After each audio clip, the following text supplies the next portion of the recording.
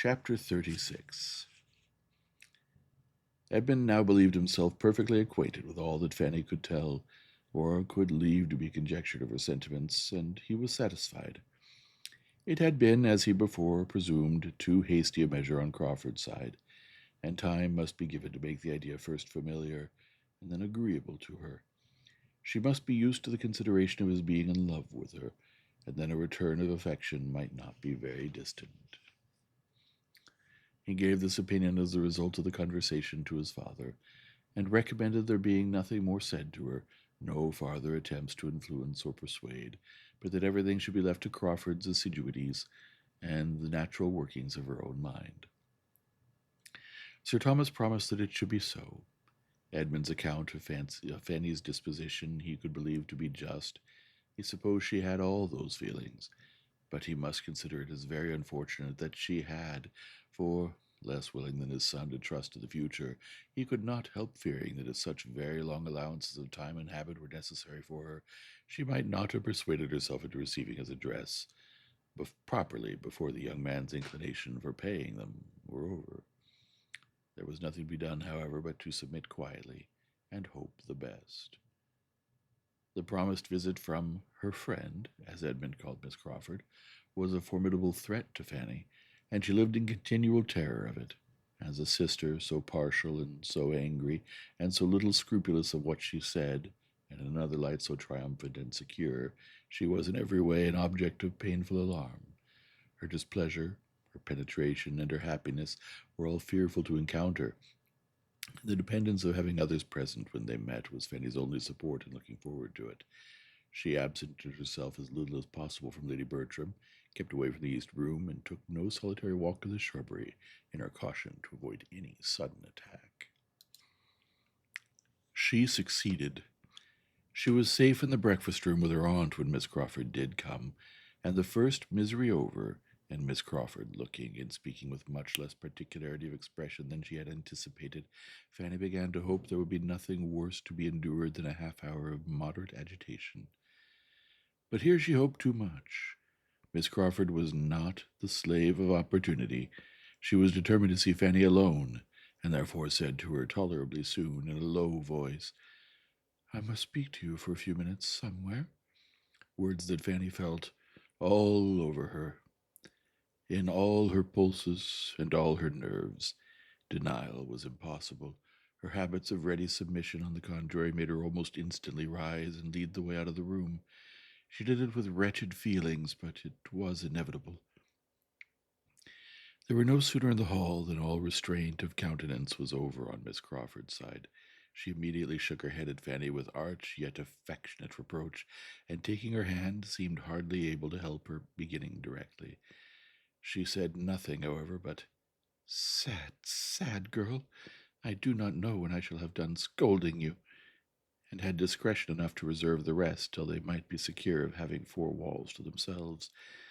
Fanny naturally turned upstairs, and took her guest to the apartment which was now always fit for comfortable use, opening the door, however, with a most aching heart, and feeling that she had a more distressing scene before her than ever that spot had yet witnessed. But the evil ready to burst on her was at least delayed by the sudden change in Miss Crawford's ideas, by the strong effect on her mind which the finding herself in the east room again produced. "Ah!" she cried with instant admiration, "am I here again? The east room? Once only was I in this room before."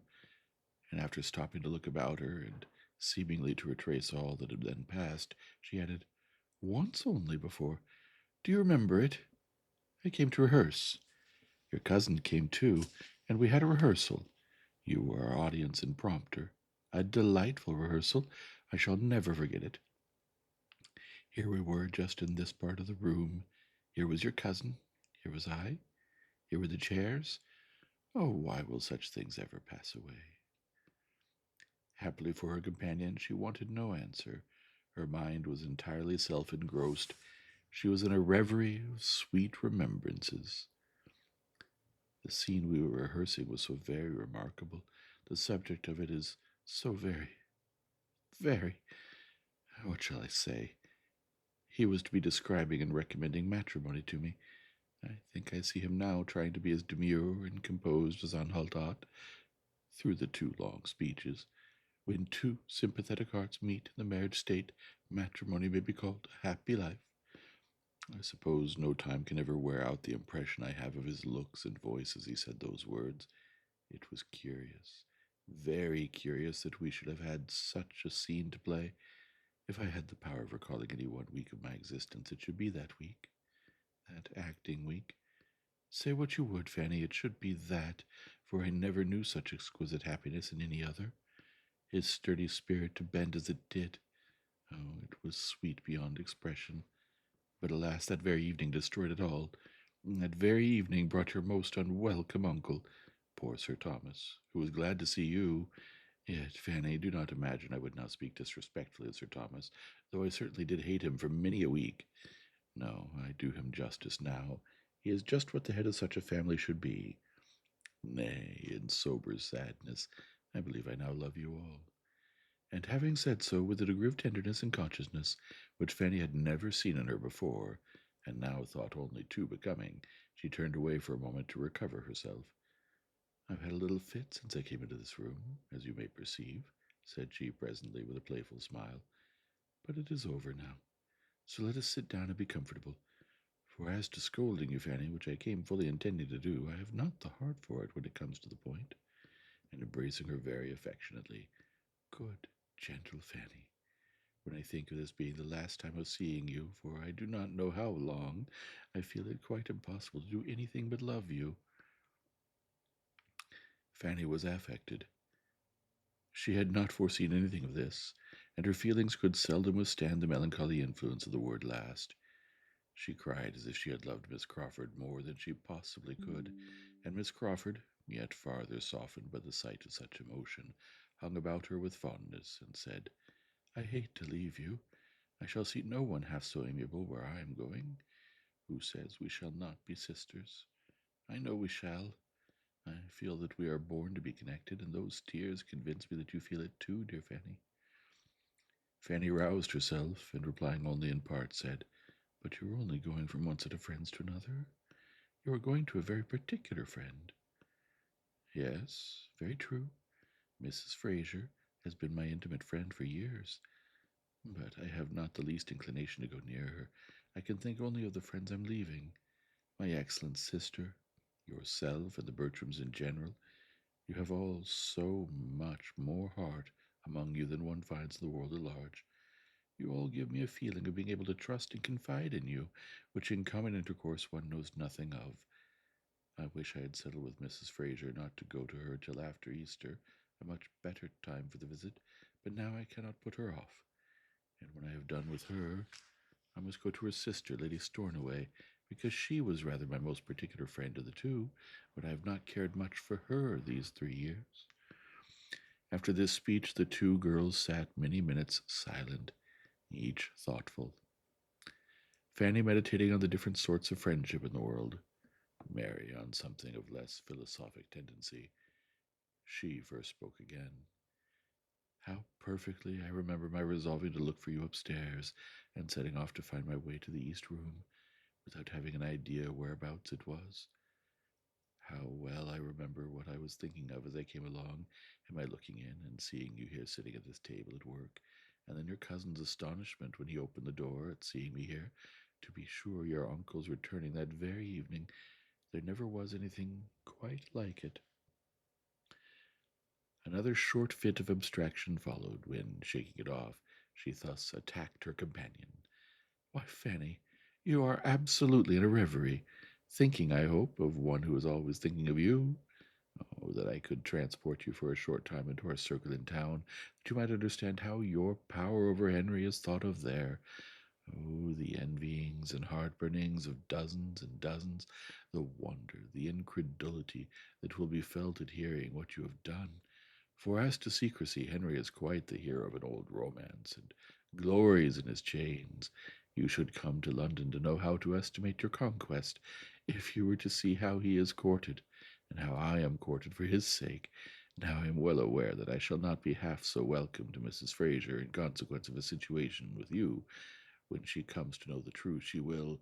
Very likely with me in Northamptonshire again, for there is a daughter of Mr. Fraser by a first wife, whom she is wild to get married, and wants Henry to take. Oh, she has been trying for him to such a degree. Innocent and quiet as you sit here, you cannot have an idea of the sensation that you will be occasioning, of the curiosity there will be to see you, of the endless questions I shall have to answer. Poor Margaret Fraser will be at me forever about your eyes and your teeth, and how you do your hair, and who makes your shoes.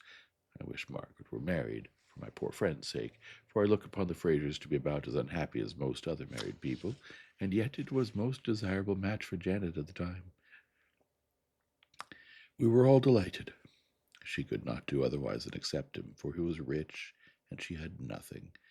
But he turns out ill-tempered and exigeant, and wants a young woman, a beautiful young woman of 25, to be as steady as himself. And my friend does not manage him well. She does not seem to know how to make the best of it. There is a spirit of irritation which, to say nothing worse, is certainly very ill-bred. In their house I shall not call to mind the conjugal manners of Mansfield parsonage with respect. Even Dr. Grant does show a thorough confidence in my sister, and a certain consideration for her judgment, which makes one feel there is attachment. But of that I shall see nothing with the Frasers. I shall be at Mansfield forever, Fanny. My own sister as a wife, Sir Thomas Bertram as a husband, are my standards of perfection. Poor Janet has been sadly taken in, and yet there was nothing improper on her side. She did not run into the match inconsiderately. There was no want of foresight. She took 3 days to consider of his proposals, and during those 3 days asked the advice of everybody connected with her whose opinion was worth having, and especially applied to my late dear aunt, whose knowledge of the world made her judgment very generally and deservedly looked up to by all the young people of her acquaintance, and she was decidedly in favor of Mr. Fraser. This seems as if nothing were a security for matrimonial comfort. I have not so much to say for my friend Flora, who jilted a very nice young man in the Blues for the sake of that horrid Lord Stornoway, who has about as much sense, Fanny, as Mr. Rushworth, but much worse looking, and with a blackguard character. I had my doubts at the time about her being right, for he has not even the air of a gentleman, and now I am quite sure she was wrong. By the by, Flora Ross was dying for Henry the first winter she came out, but were to attempt to tell you of all the women whom I have known to be in love with him, I should never have done. It is you, only you, insensible Fanny, who can think of him with anything like indifference. But are you so insensible as you profess yourself? No, no, I see you are not. There was indeed so deep a blush over Fanny's face at that moment as might warrant strong suspicion in a predisposed mind. Excellent creature, I will not tease you. Everything shall take its course. But, dear Fanny, you must allow that you are not so absolutely unprepared to have the question asked as your cousin fancies. It is not possible but that you must have had some thoughts on the subject, some surmises as to what might be. You must have seen that he was trying to please you by every attention in his power. Was not he devoted to you at the ball? And then before the ball, the necklace? Oh, you received it just as it was meant. You were as conscious as heart could desire. I remember it perfectly. Do you mean, then, that your brother knew of the necklace beforehand? Oh, Miss Crawford, that was not fair. Knew of it? It was his own doing entirely, his own thought. I'm ashamed to say that it never entered my head, but I was delighted to act on his proposal for both your sakes.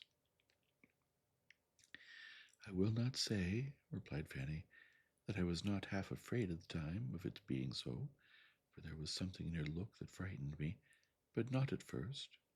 I was as unsuspicious of it at first. Indeed, indeed I was. It is as true as that I sit here, and had I had an idea of it, nothing should have induced me to accept the necklace. As to your brother's behavior, certainly I was sensible of a particularity.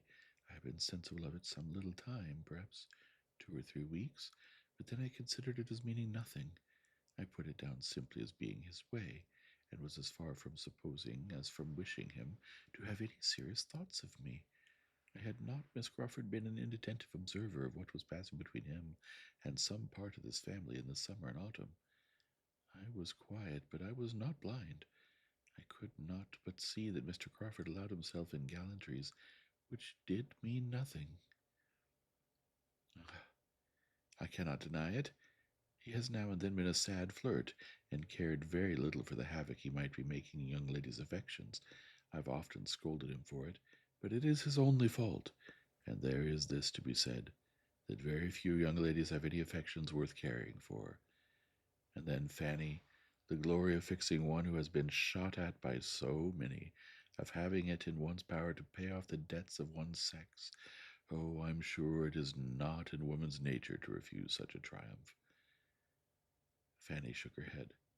I cannot think well of a man who sports with any woman's feelings, and there may often be a great deal more suffered than a stander-by can judge of. I do not defend him. I leave him entirely to your mercy, and when he's got you at Everingham, I do not care how much you lecture him. But this I will say, that his fault, the liking to make girls a little in love with him, is not half so dangerous to a wife's happiness as the tendency to fall in love himself, which he has never been addicted to. And I do seriously and truly believe that he's attached to you in a way that he never was to any woman before, that he loves you with all his heart, and will love you as nearly forever as possible. If any man ever loved a woman forever, I think Henry will do as much for you. Fanny could not avoid a faint smile, but had nothing to say. I cannot imagine Henry ever to have been happier, continued Mary presently, than when he had succeeded in getting your brother's commission. She had made a sure push at Fanny's feelings here. Oh, yes, how very, very kind of him. I know he must have exerted himself very much, for I know the parties he had to move. The Admiral hates trouble, and scorns asking favors, and there are so many young men's claims to be attended to in the same way that a friendship and energy, not very determined, is easily put by. What a happy creature William must be! I wish we could see him. Poor Fanny's mind was thrown into the most distressing of all its varieties. The recollection of what had been done for William was always the most powerful disturber of every decision against Mr. Crawford, and she sat thinking deeply of it till Mary, who had been first watching her complacently and then musing on something else, suddenly called her attention by saying, I should like to sit talking with you here all day, but we must not forget the ladies below. And so good-bye, my dear, my amiable, my excellent Fanny, for though we shall nominally part in the breakfast parlor, I must take leave of you here. And I do take leave longing for a happy reunion, and trusting that when we meet again it will be under circumstances which may open our hearts to each other without any remnant or shadow of reserve. A very, very kind embrace, and some agitation of manner accompanied those words. I shall see your cousin in town soon. He talks of being there tolerably soon, and Sir Thomas, I dare say, in the course of the spring, and your eldest cousin, and the Rushworths, and Julia, I'm sure of meeting again and again, and all but you. I have two favors to ask, Fanny. One is your correspondence. You must write to me, and the other, that you will often call on Mrs. Grant, and make her amends for my being gone. The first, at least, of these favors Fanny would rather not have been asked, but it was impossible for her to refuse the correspondence. It was impossible for her even not to accede to it more readily than her own judgment authorized. There was no resisting so much apparent affection. Her disposition was peculiarly calculated to value a fond treatment, and from having hitherto known so little of it, she was the more overcome by Miss Crawford's. Besides, there was gratitude towards her for having made their tete-a-tete so much less painful than her fears had predicted. It was over, and she had escaped without reproaches and without detention. Her secret was still her own, and while that was the case, she thought she could resign herself to almost everything. In the evening there was another parting. Henry Crawford came and sat some time with them, and her spirits not being previously in the strongest state, her heart was softened for a while towards him, because he really seemed to feel. Quite unlike his usual self, he scarcely said anything. He was evidently oppressed, and Fanny must grieve for him, though hoping she might never see him again till he were the husband of some other woman. When it came to the moment of parting, he would take her hand. He would not be denied it. He said nothing, however, or nothing that she heard, and when he had left the room, she was better pleased that such a token of friendship had passed. On the morrow, the Crawfords were gone. Chapter 37. Mr. Crawford gone, Sir Thomas' next object was that he should be missed, and he entertained great hope that his niece would find a blank in the loss of those attentions which at the time she had felt, or fancied, an evil. She had tasted of consequence in its most flattering form, and he did hope that the loss of it, the sinking again into nothing, would awaken very wholesome regrets in her mind. He watched her with this idea, but he could hardly tell with what success. He hardly knew whether there were any difference in her spirits or not. She was always so gentle and retiring that her emotions were beyond his discrimination. He did not understand her. He felt that he did not, and therefore applied to Edmund to tell him how she stood affected on the present occasion, and whether she were more or less happy than she had been. Edmund did not discern any symptoms of regret, and thought his father a little unreasonable in supposing the first 3 or 4 days could produce any. What chiefly surprised Edmund was that Crawford's sister, the friend and companion who had been so much to her, should not be more visibly regretted. He wondered that Fanny spoke so seldom of her, and had so little voluntarily to say of her concern at this separation. Alas, it was this sister, this friend and companion, who was now the chief bane of Fanny's comfort. If she could have believed Mary's future fate as unconnected with Mansfield as she was determined the brother should be, if she could have hoped her return thither to be as distant as she was much inclined to think his, she would have been light of heart indeed. But the more she recollected and observed, the more deeply was she convinced that everything was now on a fairer train for Miss Crawford's marrying Edmund than it had ever been before. On his side the inclination was stronger, on hers less equivocal.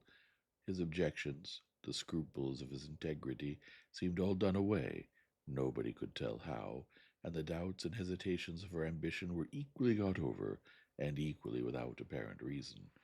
It could only be imputed to increasing attachment.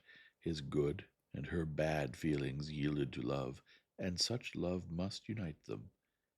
He was to go to town as soon as some business relative to Thornton Lacey was completed, perhaps within a fortnight. He talked of going. He loved to talk of it, and when once again with her again, Fanny could not doubt the rest. Her acceptance must be as certain as his offer, and yet there were bad feelings still remaining which made the prospect of it most sorrowful to her, independently, she believed, independently of self. In their very last conversation, Miss Crawford, in spite of some amiable sensations and much personal kindness, had still been Miss Crawford, still shown a mind led astray and bewildered, and without any suspicion of being so, darkened, yet fancying itself light. She might love, but she did not deserve Edmund by any other sentiment. Fanny believed there was scarcely a second feeling in common between them, and she may be forgiven by older sages for looking on the chance of Miss Crawford's future improvement as nearly desperate, for thinking that if Edmund's influence in this season of love had already done so little in clearing her judgment and regulating her notions, his worth would be finally wasted on her even in years of matrimony. Experience might have hoped more for any young people so circumstanced, and impartiality would not have denied to Miss Crawford's nature that participation of the general nature of women which would lead her to adopt the opinions of the man she loved and respected as her own. But as such were Fanny's persuasions, she suffered very much from them, and could never speak of Miss Crawford without pain. Sir Thomas, meanwhile, went on with his hopes and his own observations, still feeling it right, by all his knowledge of human nature, to expect to see the effect of the loss of power and consequence on his niece's spirits, and the past attentions of the lover producing a craving for their return. And he was soon afterwards able to account for his not yet completely and indubitably seeing all this, by the prospect of another visitor, whose approach he could allow to be quite enough to support the spirits he was watching. William had obtained a 10 days' leave of absence to be given to Northamptonshire, and was coming, the happiest of lieutenants, because the latest maid, to show his happiness and describe his uniform. He came, and he would have been delighted to show his uniform there too, had not cruel custom prohibited its appearance except on duty. So the uniform remained at Portsmouth, and Edmund conjectured that before Fanny had any chance of seeing it, all his own freshness, and all the freshness of its wearer's feelings, must be worn away. It would be sunk into a badge of disgrace, for what can be more unbecoming or more worthless than the uniform of a lieutenant who has been a lieutenant a year or two and sees others made commanders before him? So reasoned Edmund, till his father made him the confidant of a scheme which placed Fanny's chance of seeing the second lieutenant of HMS Thrush in all his glory in another light. This scheme was that she should accompany her brother back to Portsmouth and spend a little time with her own family. It had occurred to Sir Thomas in one of his dignified musings as a right and desirable measure, but before he absolutely made up his mind, he consulted his son. Edmund considered it every way and saw nothing but what was right. The thing was good in itself and could not be done at a better time, and he had no doubt of it being highly agreeable to Fanny. This was enough to determine Sir Thomas, and a decisive "then so it shall be" closed that stage of the business, Sir Thomas retiring from it with some feelings of satisfaction, and views of good over and above what he had communicated to his son, for his prime motive in sending her away had very little to do with the propriety of her seeing her parents again, and nothing at all with the idea of making her happy. He certainly wished her to go willingly, but he as certainly wished her to be heartily sick of home before her visit ended, and that a little abstinence from the elegancies and luxuries of Mansfield Park would bring her mind into a sober state, and incline her to a juster estimate of the value of that home of greater permanence and equal comfort of which she had the offer. It was a medicinal project, upon his niece's understanding, which he must consider as at present diseased. A residence of 8 or 9 years in the abode of wealth and plenty had a little disordered her powers of comparing and judging. Her father's house would, in all probability, teach her the value of a good income, and he trusted that she would be the wiser and happier woman all her life for the experiment he had devised. Had Fanny been at all addicted to raptures, she must have had a strong attack of them when she first understood what was intended, when her uncle first made her the offer of visiting the parents and brothers and sisters from whom she had been divided almost half her life, of returning for a couple of months to the scenes of her infancy, with William for the protector and companion of her journey, and the certainty of continuing to see William to the last hour of his remaining on land. Had she ever given way to bursts of delight, it must have been then, for she was delighted, but her happiness was of a quiet, deep, heart-swelling sort, and though never a great talker, she was always more inclined to silence when feeling most strongly. At the moment she could only thank and accept. Afterwards, when familiarized with the visions of enjoyment so suddenly opened, she could speak more largely to William and Edmund of what she felt, but still there were emotions of tenderness that could not be clothed in words. The remembrance of all her earliest pleasures, and of what she had suffered in being torn from them, came over her with renewed strength, and it seemed as if to be at home again would heal every pain that had since grown out of the separation. To be in the center of such a circle, loved by so many, and more loved by all than she had ever been before, to feel affection without fear or restraint, to feel herself the equal of those who surrounded her, to be at peace from all mention of the Crawfords, safe from every look which could be fancied a reproach on their account. This was a prospect to be dwelt on with a fondness that could but half be acknowledged. Edmund, too, to be 2 months from him, and perhaps she might be allowed to make her absence 3, must do her good. At a distance, unassailed by his looks or his kindness, and safe from the perpetual irritation of knowing his heart, and striving to avoid his confidence, she should be able to reason herself into a proper state. She should be able to think of him as in London, and arranging everything there without wretchedness. What might have been hard to bear at Mansfield was to become a slight evil at Portsmouth. The only drawback was the doubt of her Aunt Bertram's being comfortable without her. She was of use to no one else, but there she might be missed to a degree that she did not like to think of, and that part of the arrangement was indeed the hardest for Sir Thomas to accomplish, and what only he could have accomplished at all. But he was master at Mansfield Park. When he had really resolved on any measure, he could always carry it through. And now, by dint of long talking on the subject, explaining and dwelling on the duty of Fanny's sometimes seeing her family, he did induce his wife to let her go, obtaining it rather from submission, however, than conviction, for Lady Bertram was convinced of very little more than that Sir Thomas thought Fanny ought to go, and therefore that she must. In the calmness of her own dressing room, in the impartial flow of her own meditations, unbiased by his bewildering statements, she could not acknowledge any necessity for Fanny's ever going near a father and mother who had done without her so long, while she was so useful to herself. And as to the not missing her, which under Mrs. Norris' discussion was the point attempted to be proved, she set herself very steadily against admitting any such thing.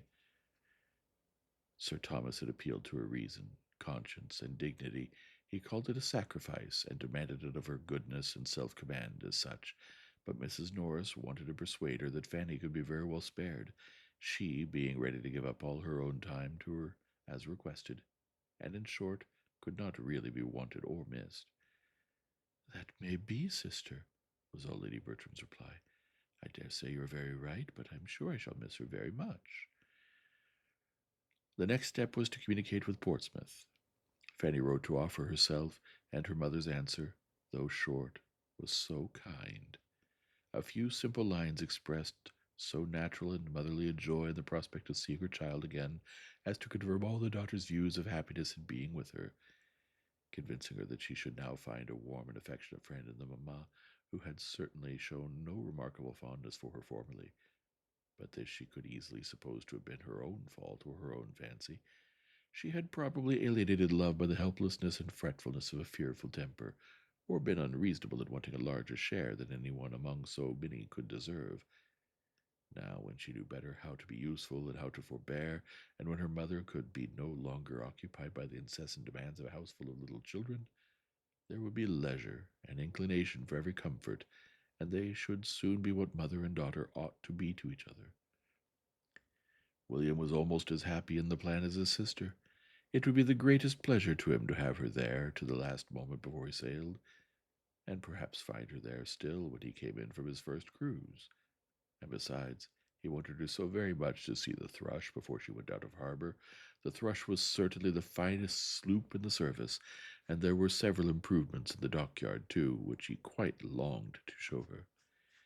He did not scruple to add that her being at home for a while would be a great advantage to everybody. "I do not know how it is," said he, "but we seem to want some of your nice ways and orderliness in my father's. The house is always in confusion. You will set things going in a better way, I'm sure. You will tell my mother how it all ought to be, and you will be so useful to Susan, and you will teach Betsy, and make the boys love and mind you. How right and comfortable it will all be." By the time Mrs. Price's answer arrived, there remained but a very few days more to be spent at Mansfield, and for part of one of those days the young travellers were in a good deal of alarm on the subject of their journey, for when the mode of it came to be talked of, and Mrs. Norris found that all her anxiety to save her brother-in-law's money was vain, and that in spite of her wishes and hints for a less expensive conveyance of Fanny, they were to travel post. When she saw Sir Thomas actually give William notes for the purpose, she was struck with the idea of there being room for a third of the carriage, and suddenly seized with a strong inclination to go with them, to go and see her poor dear sister Price. She proclaimed her thoughts. She must say that she had more than half a mind to go with the young people.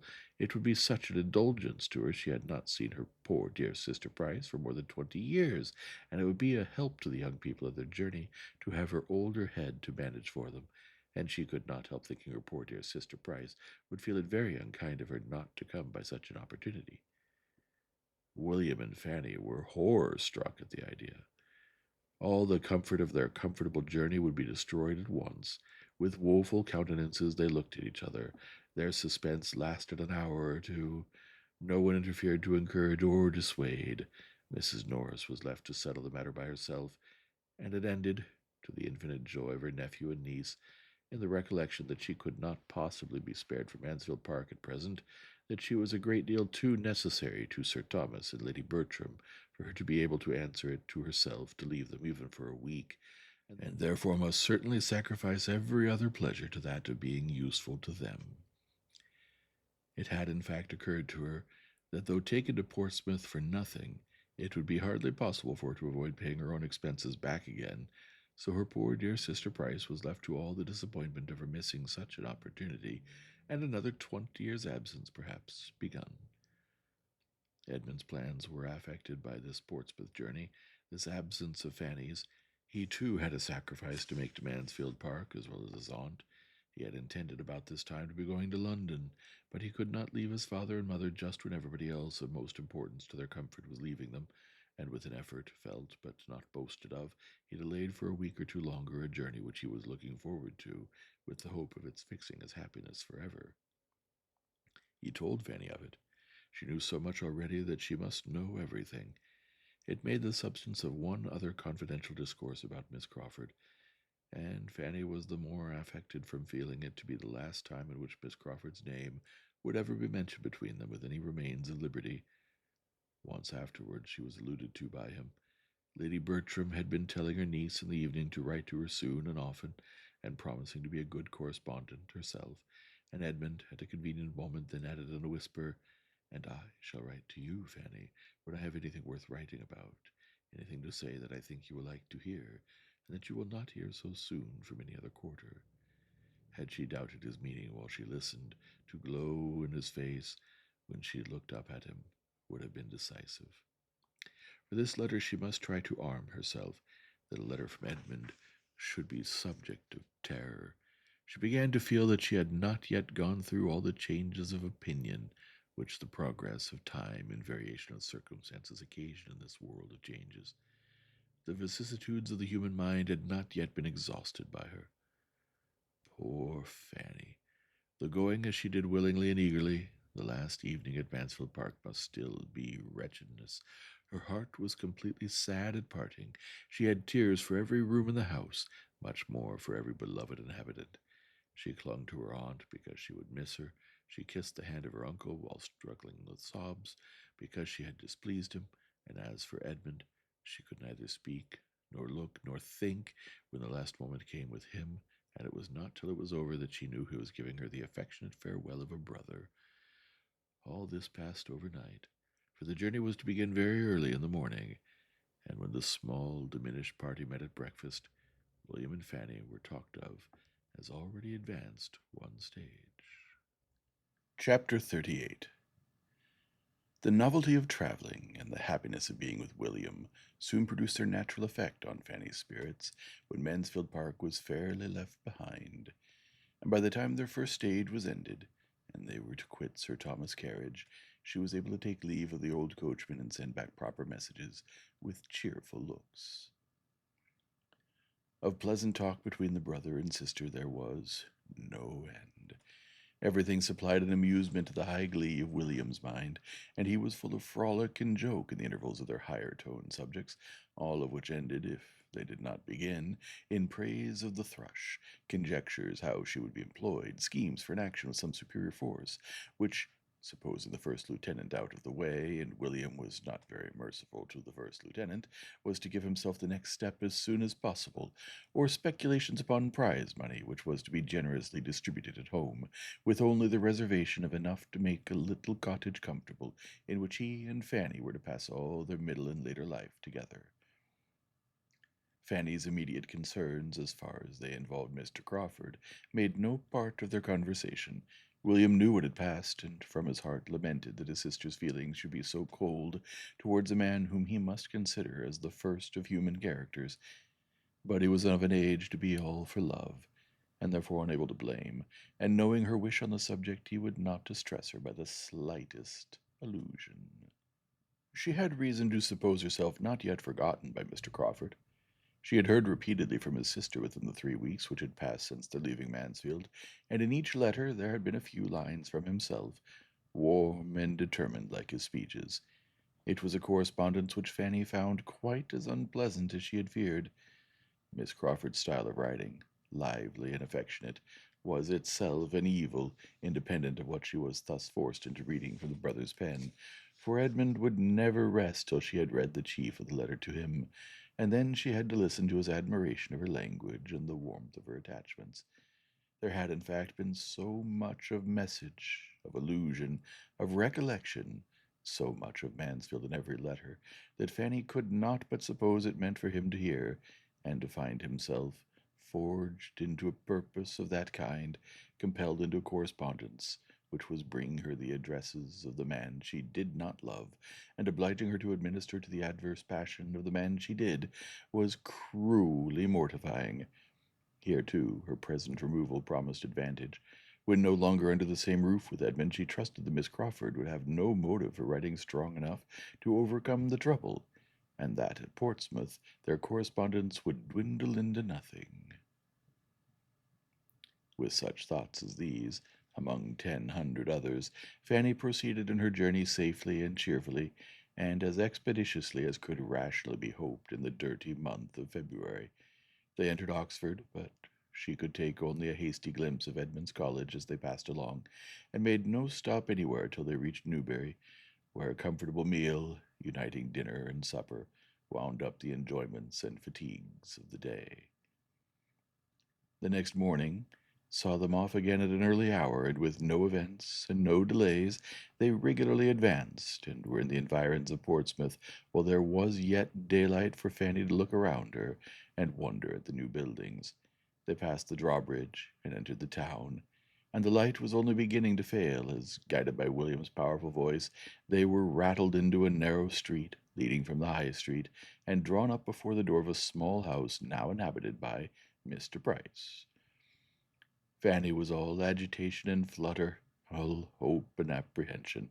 The moment they stopped, a trollopy-looking maidservant, seemingly in wait for them at the door, stepped forward, and more intent on telling the news than giving them any help, immediately began with, "The Thrush has gone out of harbour, please, sir, and one of the officers has been here to—" She was interrupted by a fine tall boy of 11 years old, who, rushing out of the house, pushed the maid aside, and, while William was opening the chaise door himself, called out, "You're just in time. We've been looking for you this half hour. The Thrush went out of harbour this morning. I saw her. It was a beautiful sight, and I think she will have her orders in a day or two. And Mr. Campbell was here at 4 o'clock to ask for you. He's got one of the Thrush's boats, and is going off to her at 6, and hoped you would be here in time to go with him."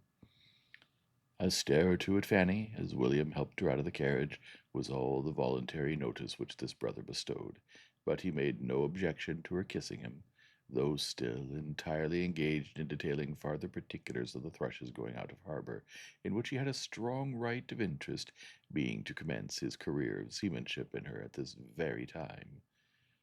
Another moment, and Fanny was in the narrow entrance passage of the house, and in her mother's arms, who met her there with looks of true kindness, and with features which Fanny loved the more, because they brought her Aunt Bertram's before her.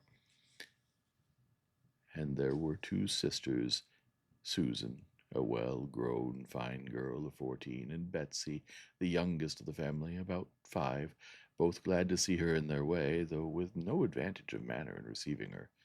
But manner Fanny did not want. Would they but love her, she should be satisfied. She was then taken into a parlor so small that her first conviction was of its being only a passage-room to something better, and she stood for a moment expecting to be invited on, but when she saw there was no other door, and that there were signs of habitation before her, she called back her thoughts, reproved herself, and grieved lest they should have been suspected. Her mother, however, could not stay long enough to suspect anything. She was gone again to the street door to welcome William. "Oh, my dear William, how glad I am to see you! But have you heard about the Thrush?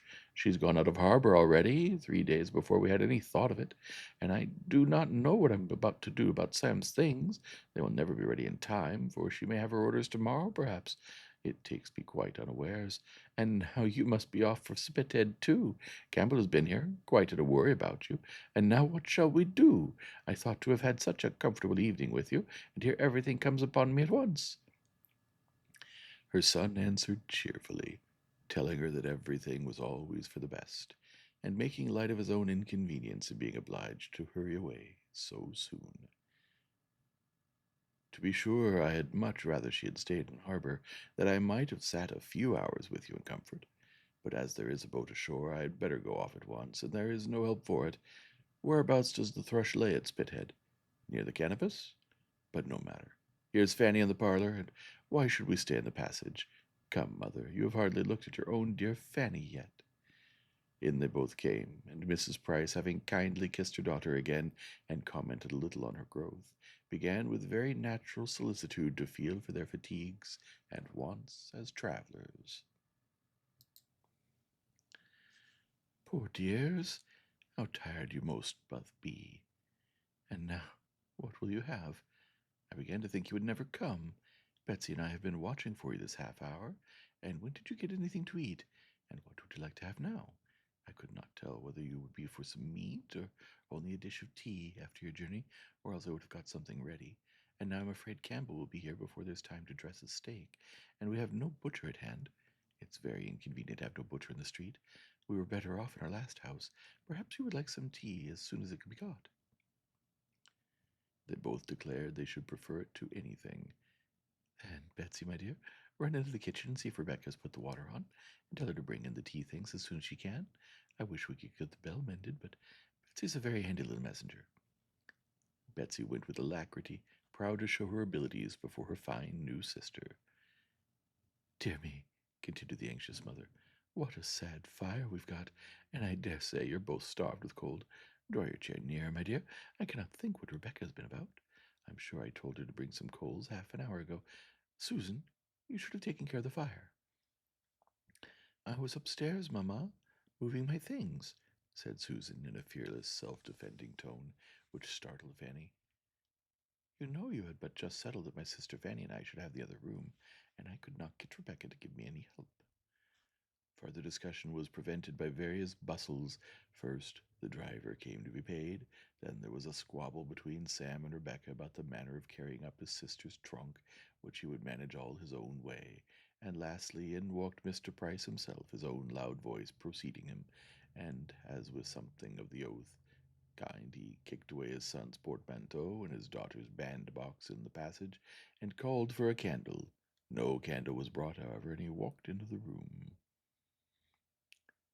Fanny, with doubting feelings, had risen to meet him, but sank down again on finding herself undistinguished in the dusk, and unthought of. With a friendly shake of his son's hand and an eager voice, he instantly began, "Ah, welcome back, my boy. Glad to see you. Have you heard the news? The thrush went out of harbor this morning. Sharp is the word, you see. By gee, you are just in time. The doctor has been here inquiring for you. He's got one of the boats, and is to be off for Spithead by 6, so you'd better go with him. I've been to Turner's about your mess. It is all in a way to be done. I should not wonder if you had your orders tomorrow, but you cannot sail with this wind. If you're to cruise to the westward, and Captain Walsh thinks you will certainly have a cruise to the westward with the Elephant. My gee, I wish you may, but old Scully was saying just now that he thought that you would be sent first to the Texel. Well, well, we are ready, whatever happens, but by gee, you have lost a fine sight by not being here in the morning to see the thrush go out of harbor. I would not have been out of the way for £1,000. Old Scully ran in at breakfast time to say she had slipped her moorings and was coming up. I jumped up and made but 2 steps to the platform.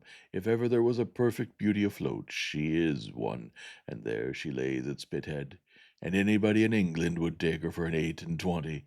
I was upon the platform 2 hours this morning looking at her. She lays close to the Endymion, between her and the Cleopatra, just to the eastward of the sheer hulk. "Ha!" cried William. "That's just where I should have put her myself. It's the best berth at Spithead. But here's my sister, sir. Here's Fanny," turning and leading her forward. "It is so dark you do not see her."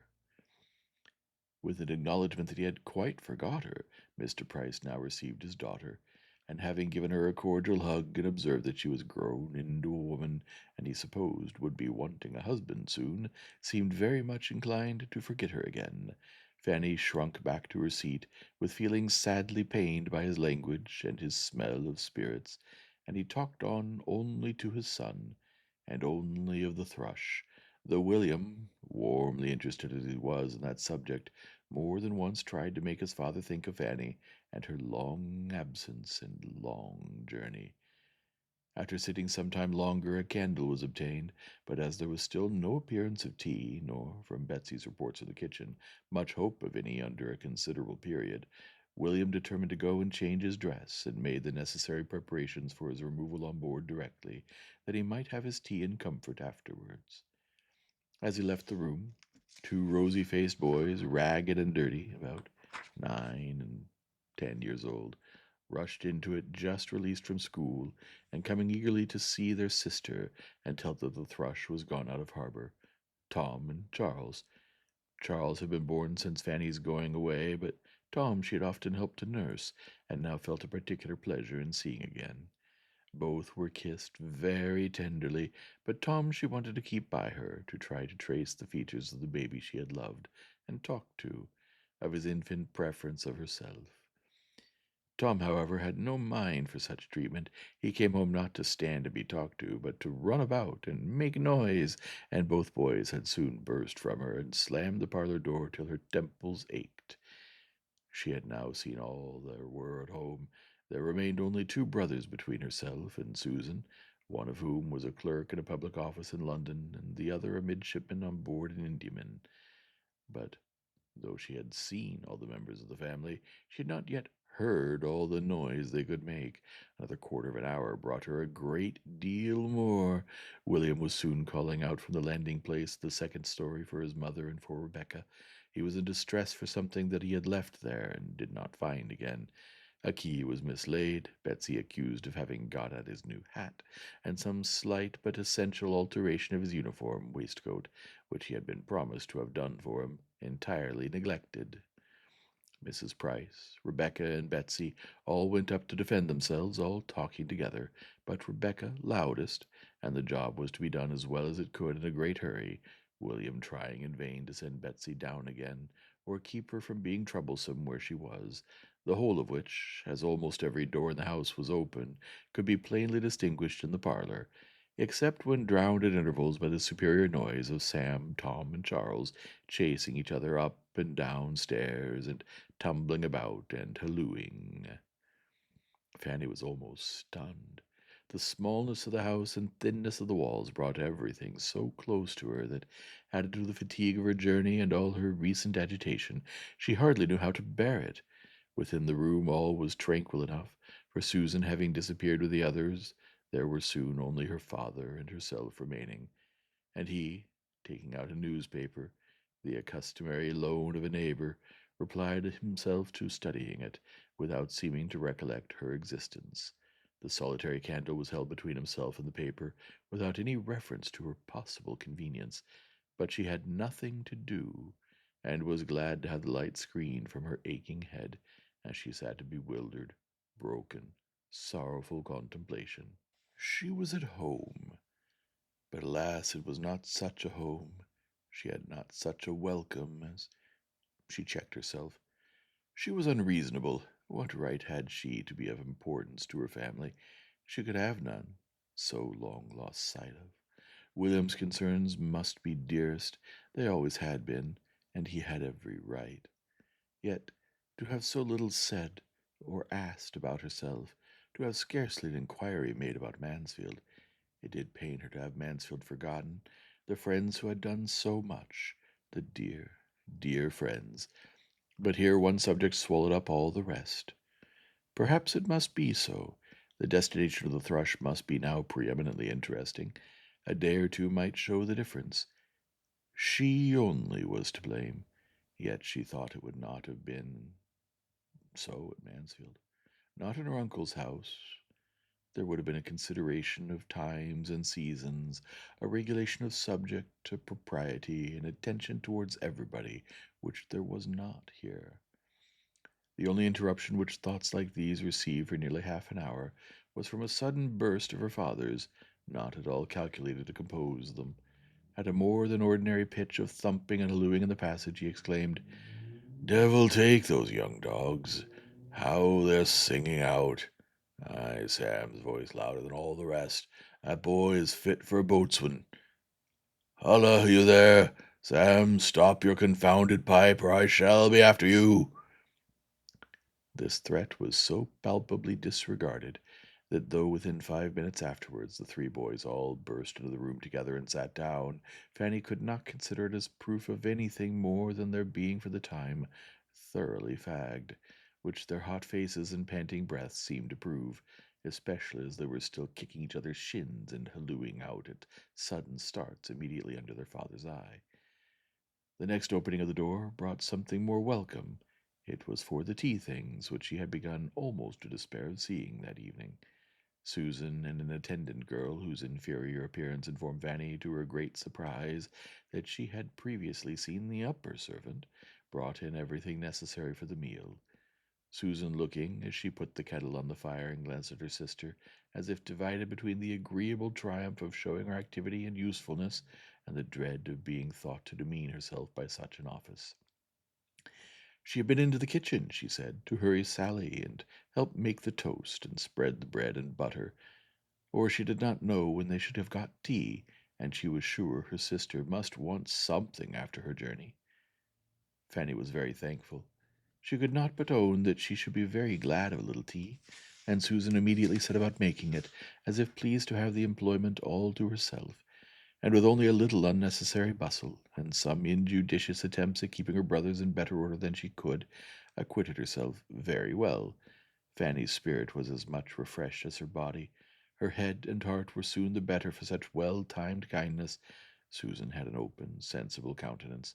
She was like William, and Fanny hoped to find her like him in disposition and good will towards herself. In this way, more placid state of things, William re-entered, followed not far behind by his mother and Betsy. He, complete in his lieutenant's uniform, looking and moving all the taller, firmer, and more graceful for it, and with the happiest smile over his face, walked up directly to Fanny, who, rising from her seat, looked at him for a moment in speechless admiration, and then threw her arms around his neck to sob out her various emotions of pain and pleasure. Anxious not to appear unhappy, she soon recovered herself, and wiping away her tears, was able to notice and admire all the striking parts of his dress, listening with reviving spirits to his cheerful hopes of being on some part of every day before they sailed, and even of getting her to Spithead to see the sloop. The next bustle brought in Mr. Campbell, the surgeon of the Thrush, a very well-behaved young man, who came to call for his friend, and for whom there was with some contrivance found a chair, and with some hasty washing of the young tea-maker's cup and saucer, and after another quarter of an hour of earnest talk between the gentlemen, noise rising upon noise, and bustle upon bustle, men and boys at last all in motion together, the moment came for setting off. Everything was ready. William took leave, and all of them were gone, and for the three boys, in spite of their mother's entreaty, determined to see their brother and Mr. Campbell to the Sallyport, and Mr. Price walked off at the same time to carry back his neighbor's newspaper. Something like tranquillity might now be hoped for, and accordingly, when Rebecca had been prevailed on to carry away the tea things, and Mrs. Price had walked about the room some time, looking for a shirt sleeve, which Betsy at last hunted out from a drawer in the kitchen, the small party of females was pretty well composed, and the mother, having lamented again over the impossibility of getting Sam ready in time, was at leisure to think of her eldest daughter and the friends he had come from. A few inquiries began, but one of the earliest. How did Sister Bertram manage about her servants? Was she as much plagued as herself to get tolerable servants? Soon led her mind away from Northamptonshire, and fixed it on her own domestic grievances, and the shocking character of all the Portsmouth servants, of whom she believed her own two were the very worst, engrossed her completely. The Bertrams were all forgotten in detailing the faults of Rebecca, against whom Susan had also much to depose, and little Betsy a great deal more, and who did seem so thoroughly without a single recommendation that Fanny could not help modestly presuming that her mother meant to part with her when her year was up. "Her year!" cried Mrs. Price. "I'm sure I hope I shall be rid of her before she has stayed a year, for that will not be up till November. Servants are come to such a pass, my dear, in Portsmouth, that it is quite a miracle if one keeps them more than half a year. I have no hope of ever being settled, and if I was to part with Rebecca, I should only get something worse. And yet I do not think I am a very difficult mistress to please, and I am sure the place is easy enough, for there's always a girl under her, and I often do half the work myself." Fanny was silent, but not from being convinced that there might not be a remedy found for some of these evils. As she now sat looking at Betsy, she could not but think particularly of another sister, a very pretty little girl whom she had left there not much younger when she went into Northamptonshire, who had died a few years afterwards. There had been something remarkably amiable about her. Fanny in those early days had preferred her to Susan, and when the news of her death had at last reached Mansfield, had for a short time been quite afflicted. The sight of Betsy brought the image of little Mary back again, but she would not have painted her mother by alluding to her for the world. While considering her with these ideas, Betsy, at a small distance, was holding out something to catch her eyes, meaning to screen it at the same time from Susan's. "What have you got there, my love?" said Fanny. "Come and show it to me." It was a silver knife. Up jumped Susan, claiming it as her own, and trying to get it away, but the child ran to her mother's protection, and Susan could only reproach, which she did very warmly, and evidently hoping to interest Fanny on her side. It was very hard that she was not to have her own knife. It was her own knife. Little sister Mary had left it upon her deathbed, and she ought to have had it to keep herself long ago. But Mamma kept it from her, and was always letting Betsy get hold of it, and the end of it would be that Betsy would spoil it and get it for her own, though Mamma had promised her that Betsy should not have it in her own hands. Fanny was quite shocked. Every feeling of honor, duty, and tenderness was wounded by her sister's speech and her mother's reply. "Now, Susan," cried Mrs. Price in a complaining voice, "now, how can you be so cross? You are always quarreling about that knife. I wish you would not be so quarrelsome. Poor little Betsy, how cross Susan is to you. But you should not have taken it out, my dear, when I sent you to the drawer. You know I told you not to touch it, because Susan is so cross about it. I must hide it another time, Betsy. Poor Mary little thought it would be such a bone of contention when she gave it to me to keep, only 2 hours before she died. Poor little soul! She could but just speak to be heard, and she said so prettily, 'Let Sister Susan have my knife, mamma, when I'm dead and buried.' Poor little girl, she was so fond of it, Fanny, that she would have it lay by her in bed all through her illness. It was the gift of her good godmother, old Mrs. Admiral Maxwell, only 6 weeks before she was taken for death. Poor little sweet creature! Well, she was taken away from evil to come. My own Betsy," fondling her. "You have not the luck of such a good godmother. Aunt Norris lives too far off to think of such little people as you." Fanny had indeed nothing to convey from Aunt Norris, but a message to say she hoped that her goddaughter was a good girl, and learnt her book. There had been at one moment a slight murmur in the drawing-room at Mansfield Park about sending her a prayer book, but no second sound had been heard of such a purpose. Mrs. Norris, however, had gone home and taken down 2 old prayer books of her husband with the idea, but upon examination the ardor of generosity went off. One was found to have too small a print for a child's eyes, and the other to be too cumbersome for her to carry about. Fanny, fatigued and fatigued again, was thankful to accept the first invitation of going to bed, and before Betsy had finished her cry at being allowed to sit up only 1 hour extraordinary in honor of her sister, she was off, leaving all below in confusion and noise again, the boys begging for toasted cheese, her father calling out for his rum and water, and Rebecca never where she ought to be. There was nothing to raise her spirits at the confined and scantily furnished chamber that she was to share with Susan. The smallness of the rooms above her and below, indeed, and the narrowness of the passage and the staircase, struck her beyond her imagination. She soon learned to think with respect of her own little attic at Mansfield Park, in that house reckoned too small for anybody's comfort.